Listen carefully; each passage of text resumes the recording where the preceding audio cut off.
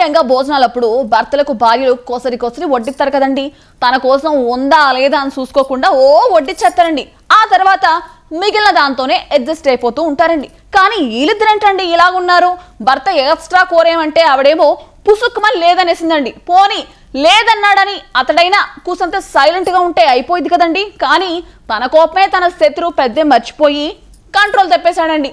మరి ఆ తర్వాత ఏటైందో మీరే చూసేయండి.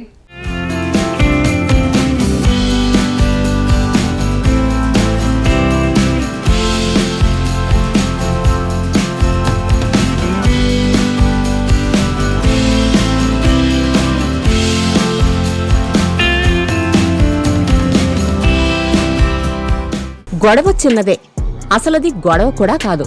కొంచెం ఓపికతో సర్దుకుపోతే సరిపోయేది. అయినా గొడ్డలికి పని చెప్పాడు ఆ భర్త. మనుషులెందుకు ఇలా తయారవుతున్నారో గాని రోజురోజుకి సమాజంలో దారుణాలు ఎక్కువైపోతున్నాయి. ఎవరికీ కొంచెం కూడా ఓపిక ఉండడం లేదు. ఇంటికొచ్చిన భర్తకు అన్నం పెట్టేటప్పుడు కొంచెం కూర ఎక్స్ట్రా అడిగితే ఉన్న దాంట్లోనే సర్దితే సరిపోయేది. కాని తనకు సరిపోదని ఆ భార్య చెప్పడం ఏంటో, దానికి ఆ భర్త గొడ్డలతో వేటు వేయడం ఏంటో, ఇలాంటి సంఘటనలు ఈ మధ్య ఎక్కువైపోతున్నాయి. ఈ దారుణ ఘటన ఖమ్మం నగరానికి సమీపంలో జరిగింది. ఖమ్మం నగరంలోని ఖానాపురం ఇండస్ట్రియల్ ప్రాంతంలో కిటికీలు తయారు చేసే ఓ కంపెనీలో బోనత్ రుక్మిణి, రవి పనిచేస్తున్నారు.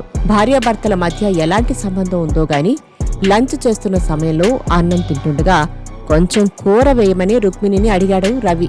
ఉన్న దాంట్లో తనకు కొంచెం కూర వడ్డిస్తే అయిపోయేదానికి ఆవిడేమో తనకు సరిపోయేంత కూర మాత్రమే ఉందని ఆన్సర్ ఇచ్చింది. ఈ ఆన్సర్ రవికి నచ్చలేదో, బయటేమైనా జరిగి ఫ్రస్ట్రేషన్లో ఉన్నాడో, లేక భార్య మీద ముందు నుంచి ఏదైనా విషయంలో కోపం ఉందో గాని కూర తనకు సరిపోదన్న ఆన్సర్ ఇవ్వగానే ఫుల్లుగా కోపం వచ్చింది. గొడ్డలి తీసుకుని వెనక నుంచి మెడపై నరికాడు రవి.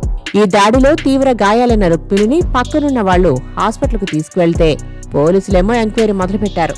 ఇలాంటి సంఘటనలు గతంలో చాలానే జరిగాయి.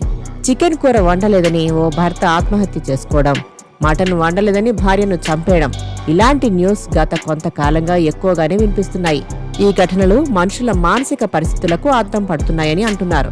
సామాజిక స్థితిగతులు, ఇంట్లో పరిస్థితులు, ఒత్తిళ్లు ఎక్కువైపోవడంతో ఇలాంటి దారుణాలు జరుగుతున్నాయనే అభిప్రాయాలు వ్యక్తమవుతున్నాయి.